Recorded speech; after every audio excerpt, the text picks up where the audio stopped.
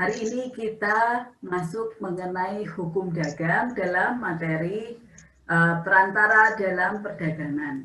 Nah, saya ulangi, Anda sekalian mohon ingat kembali materi yang sudah dipelajari pada minggu sebelumnya, yaitu kita bersama sudah melihat berbagai hal terkait dengan pendahuluan dalam hukum dagang, istilah-istilah yang dipakai dalam hukum dagang, kemudian hal-hal pokok yang terjadi atau yang ada di dalam mata kuliah ini, hukum dagang.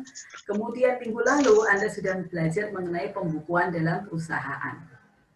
Nah, sebelum kita lanjut, mari kita ingat beberapa hal. Nah, Anda pasti masih ingat bahwa kalau kita bicara tentang hukum dagang, berarti kita berbicara tentang kegiatan yang ada di dalamnya, yaitu kegiatan perdagangan. Nah, dulu yang digunakan istilahnya memang hukum perdagangan.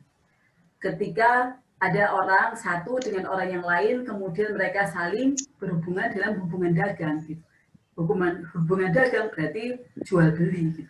Tapi kemudian istilah tersebut dianggap tidak lagi cocok karena dianggap terlalu sempit. Mengapa?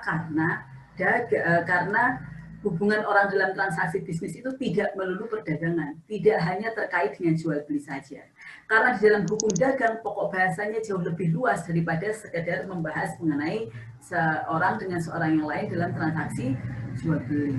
Nah, tetapi di sini kita juga membahas mengenai bentuk usahanya, bentuk badan usahanya seperti apa, itu juga termasuk dalam mata kuliah hukum dagang. Kemudian bagaimana dia melakukan perusahaan itu secara terus-menerus, bagaimana cara bentuknya ini, bagaimana cara dia mendirikannya, bagaimana kewajiban untuk mengelolanya. Nah, termasuk di dalamnya adalah soal pembukuan. Oleh karena itu, istilah dagang dianggap tidak cocok, perdagangan dianggap tidak cocok, lalu kita pakai istilah itu yang di kotak merah, perusahaan. Gitu. Nah, setiap orang yang melakukan kegiatan usaha. Nah, ini kemarin sudah kita lihat. Nah, orang yang melakukan kegiatan usaha ini harus melakukan pembukuan. Minggu lalu kita juga sudah membahas mengenai pembukuan. Jadi harus mencatat setiap transaksi yang terjadi. Nah, kewajiban pencatatan ini juga tidak dipisahkan. Apakah dia bentuknya orang perseorangan atau dia merupakan yang berbentuk badan hukum. Tidak dipisahkan. Semua punya kewajiban untuk melakukan pencatatan. Saya masih ingat minggu yang lalu ada di antara Anda yang bertanya, kalau itu usahanya itu usaha kecil, untuk apa sih dilakukan pencatatan? Gitu. Nah, kalau kita lihat seperti itu, ada dua fungsi kan dari pencatatan sebenarnya. Fungsi yang secara formal, berarti memang diwajibkan, diharuskan, tapi ada juga yang tidak. Artinya kalau nggak ada masalah, kalau nggak diperiksa, kalau nggak dibutuhkan ya nggak apa-apa sebenarnya. Nah ini yang perusahaan yang skalanya kecil bisa gitu. Anda kemarin lihat melakukan usaha terus-menerus gitu. Terus dia harus melakukan pencatatan. Jadi kalau toko, ya dia juga melakukan pencatatan juga. Tapi toko ini toko saya sendiri. Saya kelola bersama saya, suami saya, anak-anak saya. Ngapain saya catat gitu.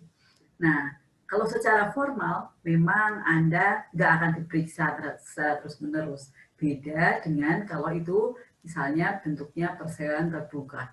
Kalau bentuknya, PT terbuka, Anda diwajibkan untuk membuka catatan Anda dari waktu ke waktu. Anda harus mengumumkan posisi keuangan Anda seperti apa. Tapi kalau tidak, nggak ada yang mewajibkan Anda. Gitu. Jadi kalau kita bicara secara formal. Tapi secara informal itu akan bermanfaat karena Anda akan mengetahui posisi keuangan Anda seperti apa. Formal, labanya berapa, omsetnya berapa, apakah mengalami kerugian atau tidak. Gitu. Jadi secara informal tetap saja. Tapi ada hal lain lagi yang harus diperhatikan. Secara praktis itu juga akan bermanfaat ketika Anda mengisi formulir pembayaran pajak. Jadi kalau Anda mau bayar pajak, itu kan sifatnya kan sukarela volunteer. Jadi apa namanya istilahnya dalam pajak, saya lupa. Nah, jadi Anda harus menyatakan, Anda harus mendeklarasikan pendapatan Anda tuh berapa sih bulan ini. Gitu. Nah, dari mana Anda tahu pendapatan Anda berapa bulan ini? Kalau Anda tidak melakukan pencatatan. Jadi, ada fungsi yang formal sama ada fungsi tidak secara formal karena nggak diperiksa terus-menerus. Tapi kenapa Anda harus melakukan? Karena ada gunanya itu tadi. Ada hal-hal yang bisa bermanfaat untuk orang yang melakukan pencatatan. Nah, kemudian kita juga sudah melihat siapa atau sebenarnya subjek dari hukum dagang. Dalam mata kuliah ini siapa yang jadi subjeknya? Subjeknya tentu saja adalah mereka yang melakukan kegiatan usaha atau mereka yang ada di dalam hubungan dalam kegiatan usaha tersebut. Siapa tahu orang yang ada di sana? Ya tentu saja pelaku usaha dan konsumen. Karena mereka adalah pihak yang terlibat di dalam hubungan perdagangan, dalam suatu usaha, dalam suatu transaksi bisnis. Mereka lah yang terlibat. Pengusaha di sisi yang satu, di sisi yang lain ada konsumen. Lalu objeknya apa di dalam hukum dagang ini? Kita juga sudah lihat yang jadi objek adalah semua transaksi bisnis yang menghasilkan keuntungan, dia jadi objek di dalam hukum dagang. Nah, itu hal-hal yang minggu lalu dan minggu sebelumnya sudah kita lihat. Sekarang kita beralih.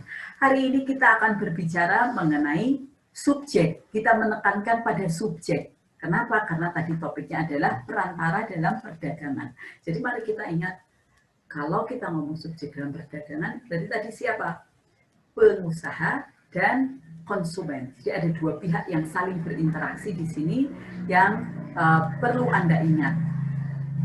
Pertanyaannya kemudian adalah siapa toh yang dimaksudkan dengan pengusaha? Pengusaha adalah orang yang melakukan kegiatan usaha. Nah, orang yang melakukan kegiatan usaha ini siapa? Ya bisa siapa saja tadi yang saya bilang. Orang yang melakukan kegiatan usaha ini, kegiatan usahanya tidak dibagi lagi.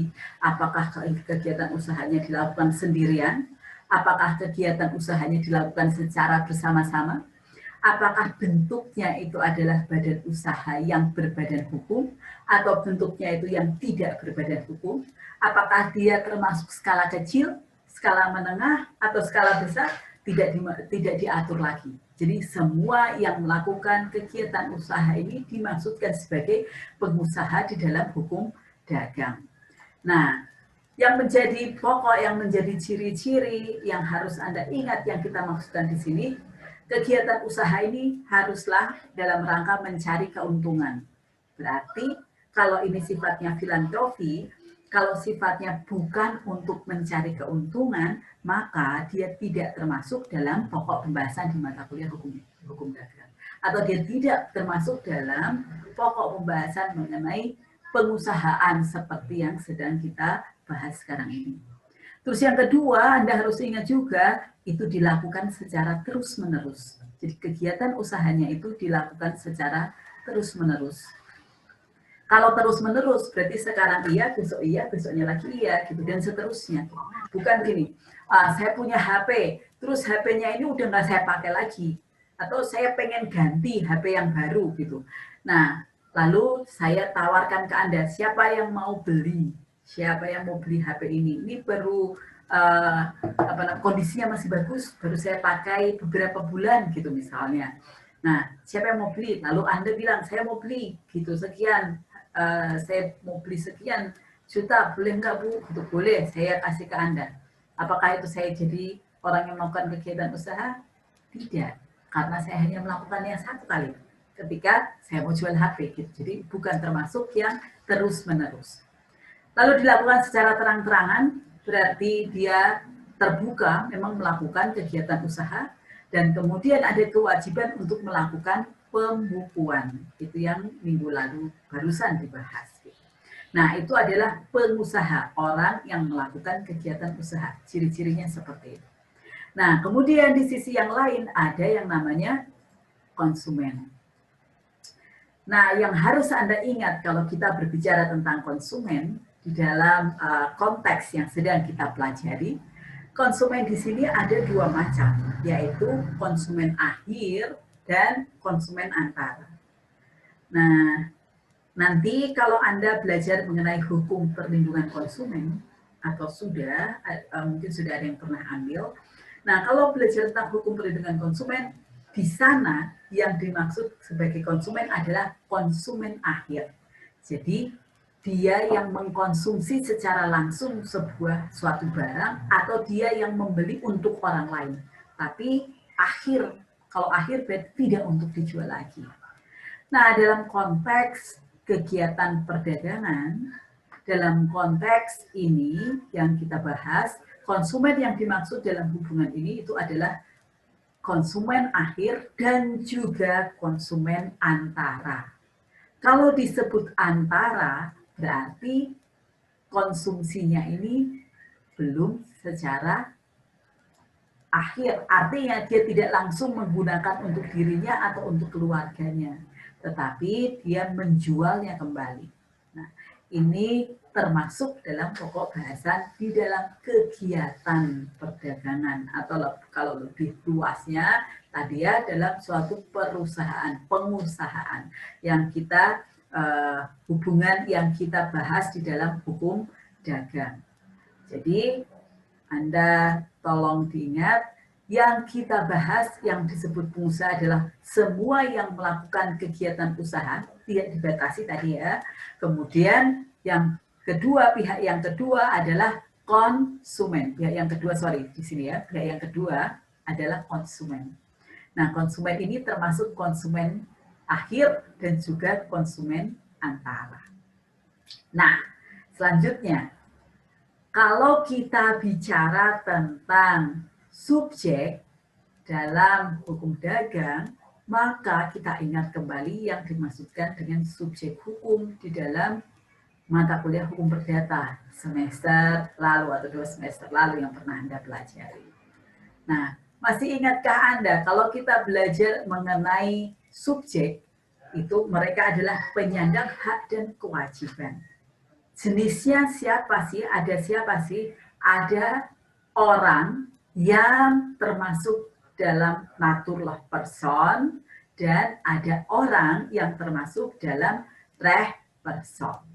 Nah, kalau kita hubungan dengan mata kuliah yang sekarang ini, hukum dagang, minggu lalu juga sudah kita lihat.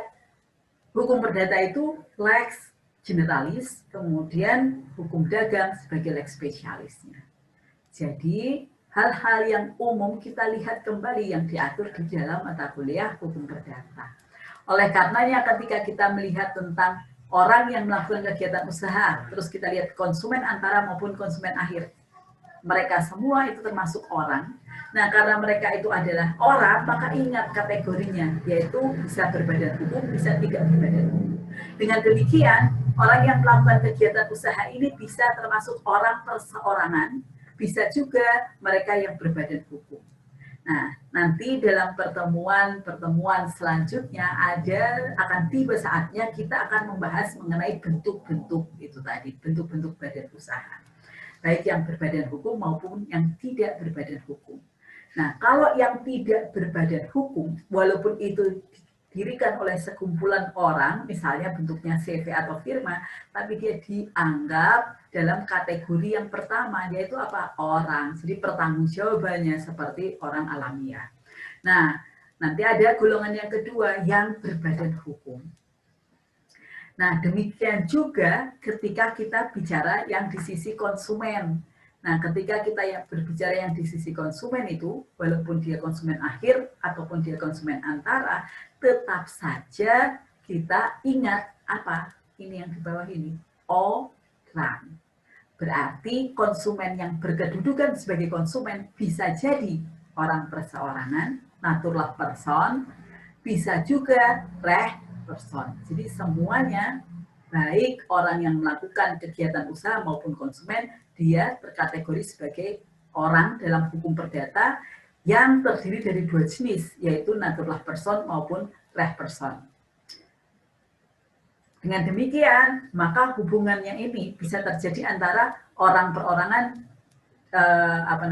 kegiatan usahanya dilakukan oleh pengusaha yang adalah orang perorangan, kemudian konsumennya juga orang perorangan. Bisa juga orang perorangan dan badan hukum. Karena apa? Semuanya adalah orang. Nggak masalah dengan siapa dia melakukan hubungan hukum ini. Nah, selanjutnya kita sudah melihat tadi sudah mengingat kembali pihak-pihak atau subjek yang ada di dalam hukum perdata, di dalam hukum dagang. Nah, sekarang kita akan melanjutkan. Tadi pokok bahasan di awal kita sedang akan berbicara mengenai perantara dalam perdagangan. Nah, perantara dalam perdagangan tadi terjadi hubungan antara pengusaha di sini nih, di sebelah sini kan pengusaha, dan yang kedua konsumen. Nah, kita sedang berbicara antara hubungan ketika pengusaha dan konsumen. Nah, titik tengahnya ini Anda lihat yang merah, mereka melakukan hubungan timbal balik. Hubungan timbal baliknya sebenarnya apa di sana itu? Sebenarnya adalah perjanjian. Secara khusus perjanjiannya apa kalau yang satu itu berkedudukan sebagai pengusaha sama konsumen? Perjanjiannya jual beli, karena yang satu menjual, yang satu membeli. Di sini ada perjanjian jual beli. Nah, yang pertama ini dalam gambar yang pertama ini kita melihat bahwa si pengusaha langsung berhubungan dengan konsumen. Dia melakukan perjanjian jual beli. Anda memasak empek-empek misalnya, kemudian saya membeli. Anda kedudukannya sebagai pengusaha, karena apa? Karena Anda memang melakukan kegiatan usaha empek-empek Anda secara terus-menerus, jualan empek-empek, secara terang-terangan Anda promosikan termasuk kepada saya, makanya saya tahu, kemudian saya beli. Nah, saya berkedudukan sebagai apa? Konsumen. Saya langsung beli dari Anda. Bisa juga ada suatu perusahaan, dia bikin kursi dari rotan. Kemudian dia menjualnya secara langsung kepada konsumen. Konsumennya siapa? Konsumennya distributor kursi rotan. Nah, tapi antara yang itu tadi, nggak langsung ke konsumen ini, yang saya maksudkan di sini konsumen akhir, nggak langsung. Dari distributor nanti baru ke konsumen, gitu. Nah, gambarnya jadi begini, jadi beda. Kalau yang gambar yang sebelumnya, kalau gambar yang ini, pengusaha langsung ke konsumen, ini konsumennya dalam hal ini adalah konsumen akhir ya. Pengusaha dia langsung ke konsumen akhir. Anda jualan pempek langsung ke saya. Terus ada ini pabrikan roti. Anda tahu ada pabrik Nissin di Ungaran sana? Nah, dia juga jual secara langsung. Dia punya outlet di depan pabriknya, di situ ada outlet. Terus orang bisa datang ke sana, langsung ambil roti yang dia inginkan. Biskuit tepatnya, ambil biskuit yang dia inginkan. Berarti langsung dari orang yang bikin kepada siapa? Kepada konsumen akhir gitu kan. Nah, ini yang dimaksudkan di gambar yang pertama. Tapi kemudian gambarnya jadi beda. Kalau gambar yang kedua, si pengusaha ini pakai perantara. Tadi yang saya contohkan, ada yang bikin kursi rotan. Dia lewat apa? Distributor, ada yang mendistribusikan, itu pakai perantara. Atau gini, ada yang bikin makeup. Misalnya mereknya misalnya itu Oriflame atau apalagi ya yang Atomi nih yang baru sekarang tuh teman saya tuh di Facebook banyak banget yang jualan itu. Nah, itu ada orang yang membuatnya, kemudian ada orang yang menjualnya. Nah, orang yang menjualnya ini berkedudukan sebagai apa? Bisa jadi sebagai agen, bisa jadi sebagai komisioner gitu. Nah, ada perusahaan yang bikin air mineral, dia nggak langsung jual sendiri. Dia punya agen di beberapa kota gitu. Nah, jadi si pengusaha pakai perantara. Nah, perantaranya yang berhubungan dengan konsumen. Jadi pengusaha, dia punya hubungan hukum dengan perantara. Nah, si konsumen ini berhubungannya dengan si perantara. Tidak berhubungan langsung dengan si pengusaha. Nah, kemudian konsumen perantara dengan si perantara, si konsumen ini kemudian melakukan perjanjian jual beli. Ada gambar yang seperti ini. Tapi bisa juga terjadi, gambar yang lain lagi. Tadi kita lihat pengusaha pakai perantara. Bisa juga si konsumen ini juga pakai perantara. Jadi baik si konsumen maupun si pelaku usaha atau si pengusaha, mereka memakai perantara di dalam perdagangan. Nah, kalau si pengusaha pakai perantara, konsumen pakai perantara, nah kemudian hubungan hukumnya bisa jadi terjadi antara siapa? Perantara dan perantara. Kemudian nanti perantaranya si konsumen akan kasih ke konsumen, baru akan ke konsumen, terus pengusaha kasih barangnya ke perantara. Gambarnya bisa jadi seperti ini. Nah, ini adalah beberapa pola atau beberapa gambar dasar ketika kita berbicara mengenai perantara dalam perdagangan. Nah, sampai di sini saya harapkan Anda sudah punya gambaran sesuai dengan istilahnya, sesuai dengan namanya. Berarti yang dimaksudkan dengan perantara perdagangan itu adalah pihak yang ada di tengah. Pihak yang ada di antara pengusaha yang membuat dan di sisi lain konsumen akhir. Di tengah-tengahnya ada yang namanya perantara. Nah, ini gambarnya sederhana, tapi bisa jadi perantaranya ini perantara, ini pengusaha pakai perantara, lalu perantaranya dia pakai, di bawahnya ada perantara lagi. Kemudian ada perantara lagi di bawahnya. Jadi ada rantainya, kemudian baru ke konsumen.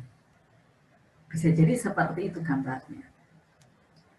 Nah, sampai di sini ada yang ingin ditanyakan terlebih dahulu? Apakah ada yang ingin bertanya? Oke, kalau belum ada yang ingin bertanya, kita akan lanjutkan. Jadi tadi perantara ini dia membantu dalam kegiatan perdagangan. Jadi dia ada di tengah-tengah seperti yang tadi saya jelaskan. Dia membantu dalam kegiatan perdagangan. Nah, siapa sih yang termasuk dalam perantara?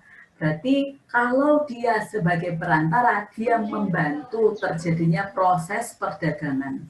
Atau ada juga yang menyebutnya sebagai pembantu perdagangan, ada yang menyebutnya sebagai pembantu perniagaan. Gitu. Orang yang berperan untuk membantu terjadinya proses perdagangan. Nah, kita lihat ternyata yang dimaksudkan sebagai orang yang membantu dalam proses perdagangan ini dibagi menjadi dua. Orang yang di dalam perusahaan sama orang yang di luar perusahaan. Orang yang di dalam perusahaan berarti dia ada di dalam perusahaan itu. Siapa yang membantu perdagangan di dalam perusahaan itu? Dia kedudukannya sebagai karyawan. Dia sebagai karyawan dari sebuah perusahaan. Kalau dia sebagai karyawan dalam sebuah perusahaan, maka hubungan di antara mereka dilandasi dengan perjanjian kerja.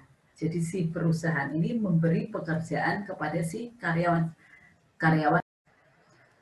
Oke, jadi kegiatan perantara tadi adalah mereka yang membantu dalam kegiatan perdagangan.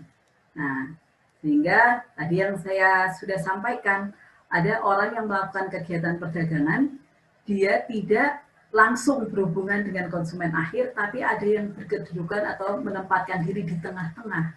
Mereka adalah perantara. Nah, kalau kita berbicara tentang perantara, ternyata ada jenisnya. Bisa dibagi menjadi dua bagian besar, yaitu perantara yang ada di dalam perusahaan dan perantara yang di luar perusahaan. Namanya sesuai dengan pembagian namanya, kalau dia perantara di dalam perusahaan, berarti dia punya hubungan langsung dengan si pengusaha. Nah, hubungan hukum yang terjadi antara orang yang di dalam perusahaan apa? Hubungan kerja. Jadi di antara mereka ada perjanjian kerja. Kalau itu perjanjian kerja, maka di dalam perjanjian itu ada hak dan kewajiban yang diatur. Berarti ada kewajiban si karyawan yang sudah diatur di dalam perjanjian itu. Ada juga haknya karyawan di sana. Demikian juga sebaliknya, ada hak dan kewajiban yang sudah diatur di dalam perjanjian tersebut. Nah, sehingga ketika si karyawan dia melakukan posisinya sebagai karyawan, kemudian dia membantu dalam kegiatan perdagangan, ingat dalam kerangka apa? Hubungan kerja. Nah, ini berbeda dengan mereka yang berada di luar perusahaan. Namanya juga di luar perusahaan, berarti tidak ada ikatan sebagai karyawan seperti tadi yang sebelumnya. Hubungan hukumnya tidak terjadi berlandaskan dengan hubungan kerja. Nah, yang di luar perusahaan ini dia bisa agen, dia bisa makelar, dia bisa komisioner. Dipisah-pisahkan jenisnya tentu saja berbeda satu dengan yang lainnya. Tapi saya tidak akan menerangkan pada hari ini karena Anda yang akan menerangkan untuk saya. Anda yang akan menerangkan untuk teman-teman Anda. Apa toh bedanya agen, apa bedanya makelar, apa bedanya komisioner? Pasti ada bedanya kan? Apa sih bedanya? Kemudian hubungan hukum yang terjadi itu seperti apa? Gitu. Silahkan hubungan hukum yang terjadi seperti apa nanti Anda gambarkan di dalam itu tadi. Karena Anda yang bertugas menerangkan, berarti setelah ini akan ada tugas untuk menerangkan masing-masing. Nah, ketika Anda menerangkan nanti ingat, Anda harus mengatakan hubungan hukumnya itu apa.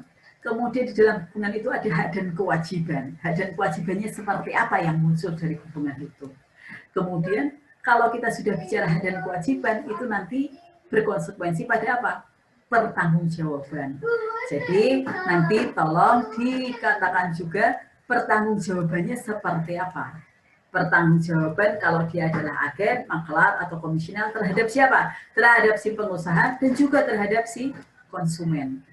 Nah, itu tolong dijelaskan nanti dalam tugas yang Anda buat. Nah, minggu depan kita akan melanjutkan, kita akan mengawali terlebih dahulu dengan macam-macam perantara dalam perdagangan yang nanti akan Anda jelaskan. Saya minta dikumpulkan pada hari Senin, saya akan lihat terlebih dahulu, nanti saya akan umumkan lewat WA Group, ada beberapa di antara Anda yang saya minta untuk menerangkan masing-masingnya seperti apa. Nah, nanti saya akan menambahkan di sana-sini jika perlu ditambahkan, tapi saya harapkan sudah sudah lengkap, jadi tidak perlu lagi ditambahkan. Nah, itu saja untuk perkuliahan kita pada hari ini. Saya rasa sudah cukup. Nah, sebagai pengantar, nah selanjutnya seperti yang Anda minta sebagai model dalam pembelajaran kita, tatap muka secara langsung, kemudian dilanjutkan dengan model pembelajaran yang lain. Nah, ini Anda melanjutkan pembelajaran Anda untuk mata kuliah ini, di jam mata kuliah ini, dengan meneruskan mengenai perantara perdagangan itu siapa saja, dengan petunjuk seperti yang tadi sudah saya sampaikan. Nah, demikian untuk kuliah hari ini. Saya ucapkan terima kasih untuk partisipasi Anda. Kalau ada yang mau ditanyakan, silahkan bertanya setelah ini, atau Anda bisa juga bertanya lewat WA Group, atau Anda bertanya lewat media yang lain. Nah, demikian untuk hari ini. Semoga bermanfaat untuk kita semua.